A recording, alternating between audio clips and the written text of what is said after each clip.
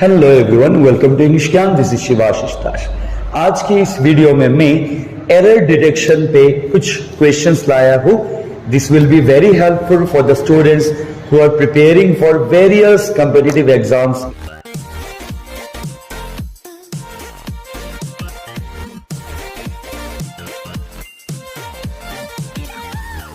So let's have a look at the first question. The first question is, a woman came in with a baby whom she said has swallowed a pin. पहले what we need to do is हमको पूरा sentence समझना होगा and we have to try and figure out कि sentence में क्या बोला जा रहा है। So इस सेंटेंस में क्या बोला जा रहा है? We are talking about a woman. एक महिला के बारे में हम बात कर रहे हैं। Came in with a baby. वो महिला, वो वोमन एक बेबी के साथ अंदर आई। whom she said, जिसके बारे में उन्होंने कहा had swallowed a pin. उस बेबी ने एक पिन स्वालो कर लिया था, एक पिन वो खा गया था, स्वालो कर लिया था। और यहां पे हम लोग देख रहे हैं सेक्शन डी या फिर D segment is no error. मतलब या तो एरर सेक्शन ए में है या फिर सेक्शन बी में है या फिर सेक्शन सी में है, और there may be such a sentence के उसमें कोई एरर ही ना हो, कोई गलती ही ना हो। So can you find out where the error lies?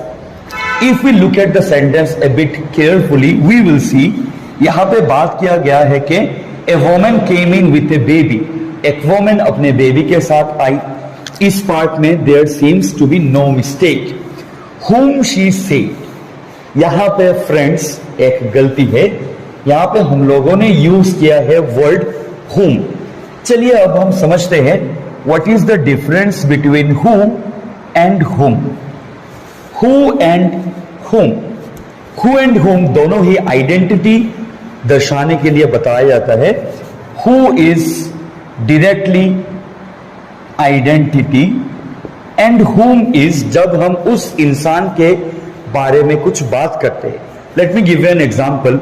अगर मैं कहूं आपको this is the man who cracked the exam last year, मतलब हम एक इंसान के बारे में बात कर रहे हैं और हम बोल रहे हैं कि यही वो इंसान है जिन्होंने एग्जाम लास्ट ईयर क्रैक किया था। So here we are using who to mention the direct identity of that person. लेकिन मैं अगर कहूं this is the man whom I spoke to yesterday, मतलब ये वो इंसान है जिससे मैंने कल बात किया था। Here you see I am using the word whom to talk about that person, लेकिन मैं वो नहीं बोल रहा हूं कि ये पर्सन है, मैं बोल रहा हूं कि जिससे। सपोज एक और एग्जांपल, अगर मैं बोलूं कि this is my friend whom I trust, मतलब ये मेरा फ्रेंड है जो मैं ट्रस्ट करता हूं नहीं होगा, जिसको मैं ट्रस्ट करता हूं वो होगा। दैट मीन्स अगर हम डायरेक्टली उस पर्सन के बारे में बात कर रहे हैं दैट इज हु, और अगर हम घुमा के अगर बात कर रहे हैं तो तब हम यूज करते हैं whom। तो इस सेंटेंस में अगर whom लिखते हैं तो क्या होगा देखिए, it would mean A woman came in with a baby, एक वोमन एक बेबी के साथ आई। whom she said had swallowed a pin, मतलब वोमेन ने उस बच्चे को कह दिया कि बच्चे तुम्हें पता है तुमने पिन स्वालो कर लिया है। लेकिन यहां पे whom यूज नहीं होना चाहिए था, बिकॉज whom लिखने से मीनिंग हो जाएगा कि वोमेन ने कहा कि एक बेबी के साथ वो आई जिसको, मतलब उस बच्चे को उस वोमेन ने कहा कि had swallowed a pin, लेकिन उस बच्चे को नहीं होगा, उस बच्चे ने होगा। So it would not be whom, it would have been who। It would have been a woman came in with a baby who she said had swallowed a pin, मतलब एक woman एक बच्चे के साथ आई जिसने एक पिन स्वालो कर लिया था, ना कि जिसको एक पिन ने स्वालो कर लिया था। So I hope this question is correct and this question is clear to you. Come, let's move on to the next question. The second question is, the tennis player easy threw the opening set before her opponent rallied to take the final two sets for her biggest victory. As you can see, इस question में भी there are 4 different segments. The error may lie in any one of those segments. And यहाँ पे पिछले question की तरह no error वाला option नहीं है, मतलब यहाँ पे कहीं ना कुछ तो गलत है ही है। सो पहले के जैसे ही चलिए, let's have a look at the overview of the sentence. So what the sentence says, the tennis player easy through the opening set before her opponent ready to take the final 2 sets for her biggest victory. मतलब we are talking about a tennis match. उस tennis match में एक player थी, उस player ने पहला जो opening set है वो इजीली उसने विन कर लिया, लेकिन बाकी के जो दूसरे फाइनल सेट्स थे वो जीत गई उसकी ओपोनेंट, और वो जीत उसके लाइफ का बिगेस्ट विक्ट्री था, बिगेस्ट सबसे बड़ा जीत था। So this is what this sentence means. So let's try and find out where the mistake lies. So पहले आप भी ट्राई कीजिए कहां पे मिस्टेक है। अगर आपको पता चल जाता है तो चलिए लेट्स मैच वेदर आप और मैं हम लोग मिलते हैं या नहीं। So the first part is the tennis player easy through. मतलब जो टेनिस प्लेयर थी, जो मैच खेल रही थी, वो इजी थ्रू हो गई the opening set before her opponent. मतलब टेनिस का जो मैच का जो पहला सेट था उसमें वो इजी थ्रू हो गई। तो शायद जिनको पता है आपको यहां पे गलती एक मिल गया होगा, इट्स गिवन इजी थ्रू, लेकिन हमको याद रखना होगा there is no such phrase as easy through, it is ease through. मतलब कोई भी काम कंफर्टेबली जब हो जाए तब हम लोग कहते हैं टू ईज थ्रू। सो जब कंफर्टेबली हो जाए तब हम बोलते हैं ईज थ्रू। सो यहां पे क्लियरली हमको नजर आ रहा है इट्स गिवन इजी थ्रू। सो ये इजी थ्रू नहीं होगा, ये होगा eased through. Now you may think हमने तो लिखा था ईज थ्रू, यहां पे ईज थ्रू कैसे हो गया? Because we are talking about a tennis match जो पहले हो चुका है। We are talking about a match that took place in the past, that is why यहां पे ईज थ्रू होगा, और ईज का हम लोग पास्ट टेंस यूज करेंगे, that is ease through. So the error lies in option number A, that is answer होना चाहिए था the tennis player ease through the opening set before her opponent rallied to take the final 2 sets for her biggest victory.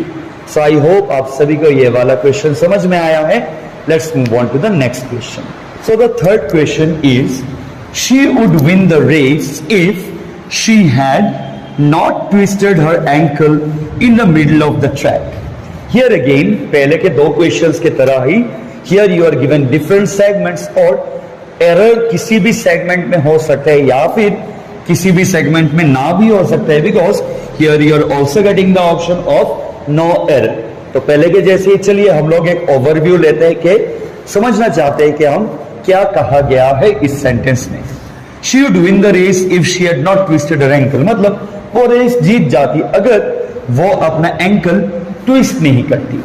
मतलब here we are talking about a conditional situation, मतलब अगर मगर वाला situation. मतलब अगर मैं ऐसा होता तो मैं वैसा होता। तो ऐसे वाले सिचुएशंस को हम लोग कहते हैं कंडीशनल्स। सो यहां पे भी कंडीशनल सेंटेंस यूज किया गया है in the middle of the track. मतलब वो दौड़ रही थी और रेसिंग ट्रैक के मिडल में ही उसका जो एंकल है, उसका जो एडी है वो ट्विस्ट हो गया। एंड यहाँ पे एक और भी ऑप्शन है नो एरर वाला। तो चलिए लेट्स फाइंड आउट कहां पे एरर है। She would win the race if she had not twisted. Main जो हमारा थिंकिंग वाला पार्ट है ऑप्शन ए और ऑप्शन बी में ही है, ये थिंकिंग वाला पार्ट। देखते हैं क्या है। यहां पे इफ है, हमको याद रखना होगा कि कंडीशनल सेंटेंस में अगर इफ के बाद हैड और third form of the verb रहता है, मतलब अगर इफ के बाद हैड और वर्ब का थर्ड फॉर्म मतलब पास्ट पार्टिसिपल अगर रहता है, तो सेंटेंस का जो दूसरा पार्ट है वो हो जाता है वुड हैव प्लस V3, मतलब फ्यूचर परफेक्ट टेंस हो जाता है। I am repeating what I have already said. अगर सेंटेंस में एक पार्ट मतलब एक इफ वाला सेंटेंस, मतलब एक कंडीशनल सेंटेंस में अगर इफ के साथ हैड और V3 रहता है, पास्ट पार्टिसिपल रहता है तो उसी सेंटेंस का जो दूसरा पार्ट है, मतलब जो दूसरा वर्ब है, वो फ्यूचर परफेक्ट में चला जाता है। मतलब वुड हैव या फिर शुड हैव या फिर कुड हैव या फिर माइट हैव लगता है और वर्ब का थर्ड फॉर्म यूज होता है। तो यहां पे क्या दिया हुआ है, इफ के बाद है हैड और वर्ब का थर्ड फॉर्म है, लेकिन इससे जो रिलेटेड पहला पार्ट है उसमें क्या है, यहाँ है वुड है, विन है। लेकिन हमने अभी सीखा है कि अगर इस फॉर्म में रहता है इफ वाला पार्ट तो दूसरा part would have plus V3 हो जाता है। That is why the error lies here. यहां पे होना चाहिए था वुड हैव वन। सो हमको मिल गया है हमारा एरर वाला part, it's in the segment A. So the final answer should have been, or the correct answer should have been, she would have won the race if she had not twisted her ankle in the middle of the track. So I hope आपको question number 3 भी समझ में आया होगा. Let's move on to the next question. So the fourth question is, I have not seen him since 20 years, so I cannot say with certainty whether he is alive or dead. Again यहाँ पे भी कुछ segment से और error शायद कोई भी segment में है या फिर there might be no error also. तो पहले हम एक ओवरव्यू ले लेते हैं कि सेंटेंस में क्या बोला जा रहा है। I have not seen him since 20 years, मैंने उसको 20 सालों से नहीं देखा है। सो आई कैन नॉट से विद सर्टेनिटी, मैं श्योर होके नहीं बोल सकता हूं, मैं सर्टेन होके नहीं बोल सकता वेदर ही इज अलाइव और डेड, वो अलाइव है, जिंदा है या फिर डेड है, मर गया है। I can not say that with certainty. So इस क्वेश्चन में शायद कोई भी पार्ट में गलती है या फिर गलती नहीं भी हो सकती है। So let's see where the error lies. The error lies here. हमने देखा है कि यहां पे लिखा हुआ है I have not seen him since 20 years. So now we have to use the usage of since and for. हमको ये सीखना होगा कहां पे सिंस यूज होता है और कहां पे फॉर हो जाता है। हमको पता है प्रेजेंट परफेक्ट कंटिन्यूअस टेंस में सिंस या फिर फॉर के बाद हमेशा टाइम फ्रेम यूज होता है। सो इस सेंटेंस में भी सिंस के बाद एक टाइम फ्रेम यूज हुआ है, लेकिन वी मस्ट रिमेंबर सिंस हमेशा एग्जैक्ट पॉइंट ऑफ टाइम इसके बाद यूज होता है और फॉर यूज होता है टाइम पीरियड के साथ। दैट इज, अगर इस सेंटेंस में होता I have not seen him since the year 1995, अगर स्पेसिफिक वो ईयर मेंशन रहता कि मैं उसको कब से नहीं मिला हूं, then it would have been right, it would have been correct, because since के साथ exact point of time use होता है। यहां पे अगर ऐसा भी होता I have not seen him since January, जनवरी भी एक डेफिनिट पॉइंट ऑफ टाइम है, डेफिनिट मंथ है, इसीलिए यहां पे सिंस करेक्ट होता। लेकिन यहां पे दिया हुआ है 20 इयर्स और 20 इयर्स है टाइम पीरियड, मतलब कुछ दिनों तक, कुछ सालों तक, कुछ घंटों तक, कुछ मिनटों तक। We don't know exactly from when to when, but only the time period is given. In such a case, हम लोग since नहीं for use करते हैं. That is why यहाँ पे since नहीं होके for होना चाहिए था, and we can conclude the error lies here, that is in segment A. So the correct answer should have been I have not seen him for 20 years, so I cannot say with certainty whether he is alive or dead. I hope this sentence is also clear. Let's move on to question number 5. Let's have a look at question number 5. I went to his house but could not see him because he went out before I arrived. Again, यहाँ पे कुछ segments है, यहाँ पे भी कोई ना कोई error शायद है segment A में या फिर B में या फिर C में, और यहाँ पे कुछ error ना भी हो सकता है. So there is an option of no error, that is option number D. So पहले ओवरव्यू ले लेते हैं. क्या कहा गया है? I went to his house, मैं उसके घर गया था, but could not see him, उसको देखा नहीं मैंने, because he went out before I arrived, मेरे पहुंचने से पहले वो घर से निकल चुका था. Here we must notice that two actions have taken place in section number or segment number C. Segment number C में अगर हम देखें, दो एक्शन हुए हैं लेकिन दोनों के दोनों एक्शन ही पास्ट में हुए हैं।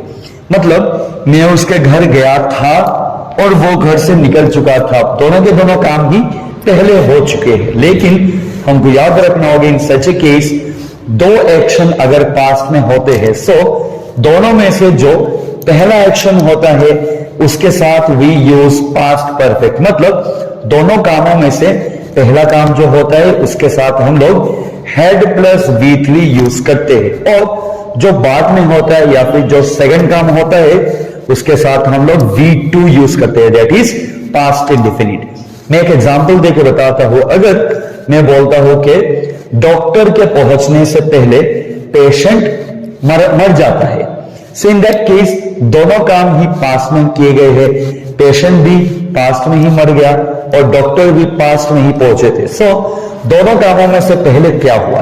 क्या डॉक्टर पहले पहुंचा या फिर पेशेंट पहले मरा? डेफिनेटली पेशेंट पहले मर गया, उसके बाद डॉक्टर पहुंचे। सो इन दिस केस दोनों काम पास्ट में हुए। सो जो काम पहले हुआ है दैट इज पेशेंट पहले मारा गया, उसके साथ हम लोग कहेंगे had plus with. That means we have to say the patient had died, and बाद में क्या हुआ? डॉक्टर आए। So before the doctor came, यहां पे पेशेंट हैड डाइड मतलब had plus V3 past perfect, और डॉक्टर केम मतलब past indefinite that is V2। Similarly यहां पे भी क्या होगा? मैं उसके घर गया लेकिन उसको देख नहीं पाया बिकॉज मेरे पहुंचने से पहले वो निकल चुका था। तो कौन सा काम पहले हुआ? मैं पहले पहुंचा या फिर वो पहले घर से निकला? डेफिनेटली वो घर से पहले निकला। सो जो काम पहले होगा उसके साथ हमको यूज करना होगा had plus V3, that is had plus past perfect. क्या होगा? वेंट के बजाय हम लोग लिखेंगे had gone out before I arrive. So the correct answer should have been I went to his house but could not see him because he had gone out before I arrived. ये होना चाहिए था correct sentence. So error lies in option number C. So this should be our answer. So I hope आपको question number 5 भी समझ में आया होगा. If you still have any doubt regarding question number 5, feel free to ask your questions in the comment section below. आज की इस video में इतना तक ही। आई होप आप सभी को पांचों क्वेश्चन समझ में आए हैं। If you have any questions regarding these 5 questions, आप मेरे कमेंट सेक्शन में अपने क्वेश्चंस भेज सकते हैं। I will answer each and every questions. And अगर आपको ऐसे ही वीडियोस चाहिए इन्हीं टॉपिक्स पे, and if you want videos on any topics of grammar, stay tuned to English Gyan, keep learning and keep sharing. Thank you.